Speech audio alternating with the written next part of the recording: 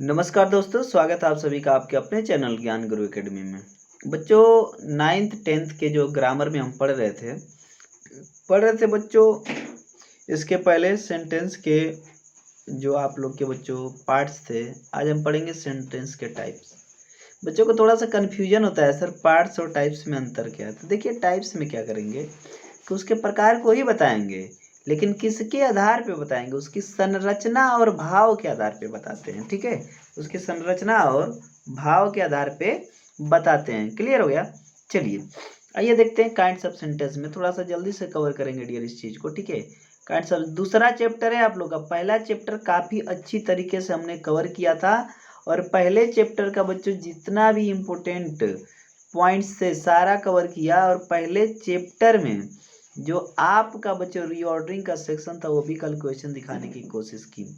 यदि आपने इसके पहले की वीडियोज नहीं देखी है तो जल्दी से जाके आप लोग कमेंट बॉक्स में जाके प्लेलिस्ट उसकी मैं बना दे रहा हूँ, प्लेलिस्ट से देख लीजिएगा। Class 10th 9th English grammar, वहाँ से जाके आप पूरा का पूरा बच्चों प्लेलिस्ट से वीडियो देख लीजिएगा। 4 पार्ट में मैंने उसको पढ़ाया हुआ है, चारों पार्ट बढ़िया से आप देखिएगा, ताकि बोर्ड एग्जाम 2023 जो आप देने वाले हैं, या फिर जो बच्चे 9th वाले हैं जो अगली साल बोर्ड एग्जाम देंगे, उनकी तैयारी बेहतर हो सके। ठीक है डियर, आप यदि हमारे साथ 1 से 2 महीने अच्छी तरीके से जुड़ जाएंगे इस ग्रामर के क्लास में, तो आपके पूरा ग्रामर कंप्लीट हो जाएगा डियर। और साथ में जो किताब का वाला सेक्शन है वो भी आप लोग का मैं कवर करा दूंगा। ठीक है, तो परेशान होने की बिल्कुल आपकी ज़रूरत नहीं, कहीं जाने की ज़रूरत नहीं। यहाँ पे हर चीज़ मैं आप लोग को बच्चों अवेलेबल करा दूंगा, और बिल्कुल आप लोग को फ्री ऑफ कॉस्ट अवेलेबल करा दूंगा। बस आपको धैर्य के साथ पढ़ना है हमारे साथ। ठीक है, चलिए वाक्य के प्रकार में आप देखेंगे काइंड ऑफ सेंटेंस में। देखिए, द सेंटेंस यानी कि वाक्यों की उनकी संरचना एवं भाव के आधार पर 5 भागों में विभाजित किया गया है। जो डियर इसकी संरचना होती है और भाव होते हैं, उसके आधार पर इसको 5 भागों में बांटा गया है। देखिए, सेंटेंस के 5 भाग कौन कौन से। पहला है डियर असर्टिव सेंटेंस, इसे कहते हैं साधारण वाक्य। दूसरा है इंट्रोगेटिव सेंटेंस, इसे कहते हैं प्रश्नवाचक वाक्य। तीसरा है इंपरेटिव सेंटेंस, इसे कहते हैं बच्चों आदेश सूचक वाक्य। चौथा है एक्सक्लामेटरी सेंटेंस, इसे कहते हैं विस्मय सूचक वाक्य। और पांचवा है आप लोग का ऑप्टेटिव सेंटेंस, इसे कहते हैं इच्छा सूचक वाक्य। इनमें से डियर 2 ऐसे हैं जिनके प्रकार होते हैं। जैसे मान लीजिए आपका असर्टिव सेंटेंस है, असर्टिव सेंटेंस के 2 प्रकार होते हैं, जैसे अफर्मेटिव और नेगेटिव। ठीक है, अफर्मेटिव मतलब स्वीकारात्मक वाक्य, एकदम सीधा सीधा, जिसमें आपको ठीक है डियर सकारात्मक सूचना मिलती है, उसे अफर्मेटिव कहते हैं, या पॉजिटिव कहते हैं, या फिर सिंपल सेंटेंस कहते हैं डियर। नेगेटिव में डियर नकारात्मक सूचना मिलती है। क्लियर है? मतलब 2 भाई हैं, यानी कि असर्टिव के 2 लड़के हैं, एक है पॉजिटिव और दूसरा है नेगेटिव। पॉजिटिव क्या करता है, किसी भी चीज़ के बारे में पॉजिटिव सूचना देता है, लेकिन नेगेटिव उसका विपरीत यानी कि नेगेटिव सूचना देता है, नकारात्मक सूचना देता है। क्लियर है? और दूसरा इसके भी प्रकार होते हैं डियर, इंट्रोगेटिव सेंटेंस के 2 प्रकार होते हैं। एक होता है WH टाइप और एक होता है आप लोग का हेल्पिंग वर्ब से शुरू होता है डियर। ठीक है, यस या नो टाइप वाले क्वेश्चंस जो होते हैं। ठीक है, राइट। आइए आगे इन सारी चीज़ों का जिक्र करने वाले हैं इसी वीडियो में हम। तो क्लियरली आप समझ चुके हैं कि सेंटेंस 5 प्रकार के होते हैं, assertive, interrogative, imperative, exclamatory and imperative sentence. Right dear, oh sorry operative sentence. तो टोटली मैंने आप लोग को बता दिया कि सेंटेंस कितने प्रकार के होते हैं। और ठीक है बच्चों, इसके बारे में विस्तार से पढ़ने के लिए हम थोड़ा सा आगे आएंगे, और पहला हेडिंग देखेंगे आपकी असर्टिव सेंटेंस की। सभी लोग थोड़ा सा पेन कॉपी लेके लिखेंगे। यदि आप चाहते हैं डियर कि इसका PDF आप लोग को मिल जाए, बच्चे पूछते हैं सर PDF कहाँ मिलेगा। बेटा PDF टेलीग्राम चैनल पे मिलेगा। टेलीग्राम चैनल का लिंक इस वीडियो के डिस्क्रिप्शन में मैं दे दूंगा, आप लोग वहाँ से जाके उसे ज्वाइन कर लेना, और वहाँ पे आप लोग को PDF मिल जाएगा। ठीक है, चलिए असर्टिव सेंटेंस के बारे में बात करेंगे। इसका शुद्ध हिंदी में जो नाम होता है डियर, साधारण वाक्य होता है। असर्टिव सेंटेंस को स्टेटमेंट भी कहते हैं। इस प्रकार के वाक्य तथ्य, घटनाएं या कार्य का बोध कराते हैं। इन वाक्यों का स्ट्रक्चर निम्न प्रकार से होता है। देखिए डियर क्या होता है, असर्टिव सेंटेंस को स्टेटमेंट भी कहते हैं। ठीक है, ये क्या करते हैं, वाक्य तथा तथ्य, घटना या कार्य का बोध कराते हैं। जैसे बात करेंगे डियर, सबसे पहले सब्जेक्ट लिखते हैं, उसके बाद वर्ब लिखेंगे, उसके बाद ऑब्जेक्ट या कंप्लीमेंट लिखेंगे डियर। ठीक है, कंप्लीमेंट को एक और नाम से जानते हैं अदर वर्ड। ठीक है, तो यहाँ पे अदर वर्ड भी आप लिख सकते थे, राइट। बिल्कुल इसमें क्या होती है डियर, एकदम बिल्कुल सिंपल सी स्टेटमेंट होते हैं। स्टेटमेंट यानी कथन कहे जाते हैं, किसी बात की जानकारी मिलती है आपको। असर्टिव सेंटेंस में किसी बात की, किसी तथ्य यानी फैक्ट की, या कोई घटना घट गई, या फिर कोई कार्य हो रहा है, एक्शंस, इन सब की आपको क्या मिलती है डियर, इंफॉर्मेशन मिलती है, उसी का स्टेटमेंट, इसीलिए इसको इंफॉर्मेटिव स्टेटमेंट भी कहते हैं। ठीक है, जैसे एक ऑप्शन में आप लोग को दिख रहा है एग्जाम्पल में डियर, क्या है कि दिस इज अ काऊ, यह गाय है। ध्यान से समझिए। ठीक है, यहाँ पे बात करेंगे दिस इज अ काऊ। ठीक है, यहाँ पे रुक जाइएगा 1 मिनट। ठीक है, यहाँ पे मैं क्या कह रहा हूँ, this is a cell phone, this is a cell phone. ठीक है, तो मैं इस सेल फोन के बारे में आपको सूचना दे रहा हूँ ना, इस सेल फोन के बारे में मैं आपको एक सूचना दे रहा हूँ, इन्फॉर्मेशन दे रहा हूँ। तो ये आप लोग का क्या बन गया, असर्टिव सेंटेंस बन गया, क्योंकि स्टेटमेंट हमारा था this is a cell phone, यह हमारा एक सेल फोन है डियर। ठीक है, उसके बाद डियर जैसे मान लीजिए बारिश हो रही है, इट वाज रेनिंग, पानी बरस रहा था, इट वाज रेनिंग, पानी बरस रहा था। I bought this house last year, मैंने यह मकान, ठीक है, गत वर्ष खरीदा था, लास्ट ईयर खरीदा था।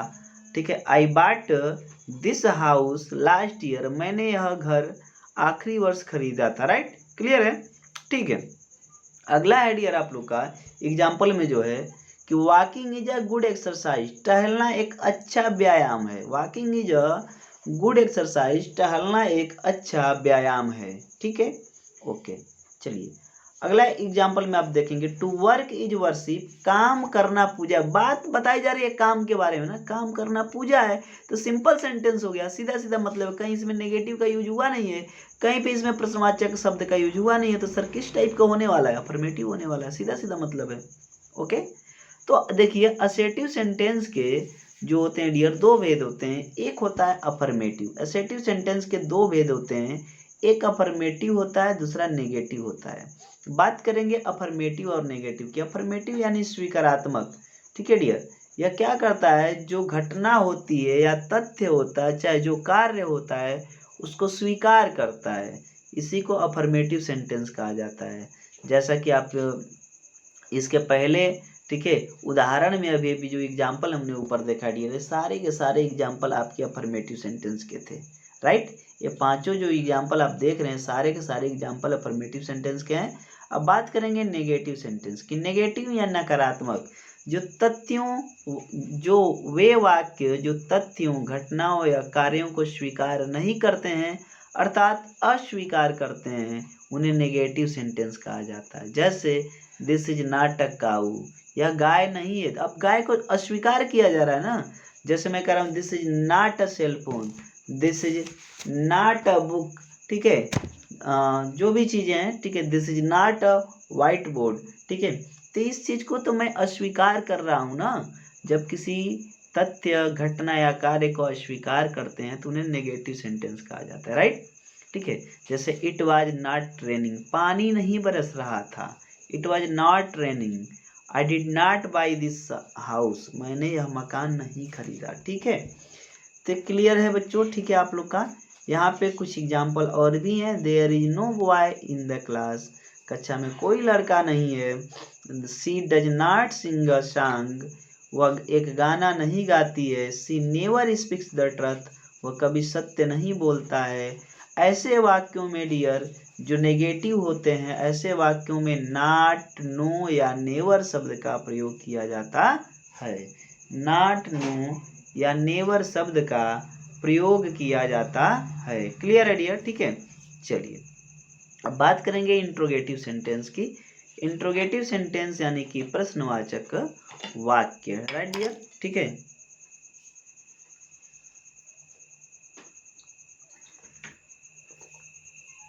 प्रश्नवाचक वाक्य की बात करेंगे हम। ठीक है, देखिए इस प्रकार के वाक्यों में जो संरचना है, ठीक है, 1 मिनट डियर। ठीक है, देखिए इस प्रकार के वाक्यों की संरचना में सब्जेक्ट का स्थान सदैव वर्ब के बाद होता है। सब्जेक्ट का स्थान हमेशा वर्ब के बाद होगा, ये ध्यान दीजिएगा। वाक्यों के अंत में क्वेश्चन मार्क यानी प्रश्नवाचक चिन्ह लगाया जाता है। ऐसे वाक्य कोई जानकारी प्राप्त करने के लिए प्रयोग किए जाते हैं।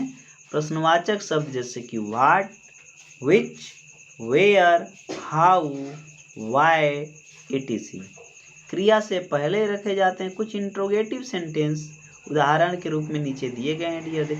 देखिए यहाँ पे क्या हुआ है कि आपका सब्जेक्ट के पहले सहायक क्रिया लगी है, क्लियर है। तो ये आपका क्या बन गया, आपका बन चुका है डियर इंट्रोगेटिव सेंटेंस। क्या बन चुका है, interrogative sentence. Is he an honest man, क्या वह एक ईमानदार आदमी है।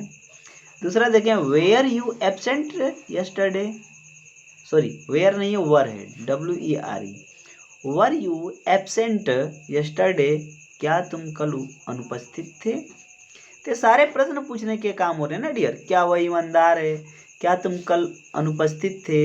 हैज सी अ वॉच, क्या उसके पास एक घड़ी है या उसके पास, ठीक है डियर, एक घड़ी है।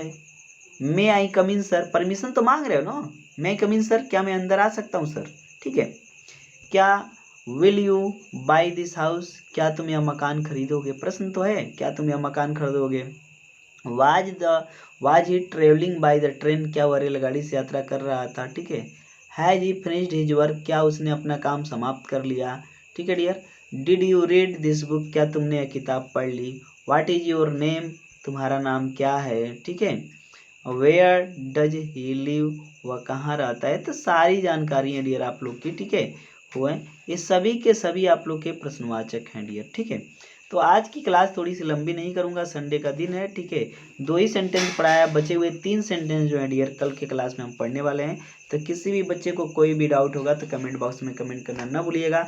आप लोग बच्चों ईमानदारी के साथ हमारे साथ मात्र 1 से 2 महीना दे दीजिए, आपकी बेहतरीन एग्जाम की तैयारी हो जाएगी। किसी भी बच्चे को कोई भी डाउट होगा तो आप लोग कमेंट बॉक्स में कमेंट कर सकते हैं।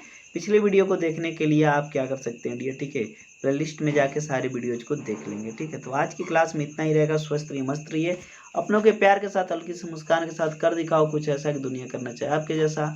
मिलते हैं अगले क्लास में, तब तक के लिए धन्यवाद, बाय बाय, खुदा हाफिज।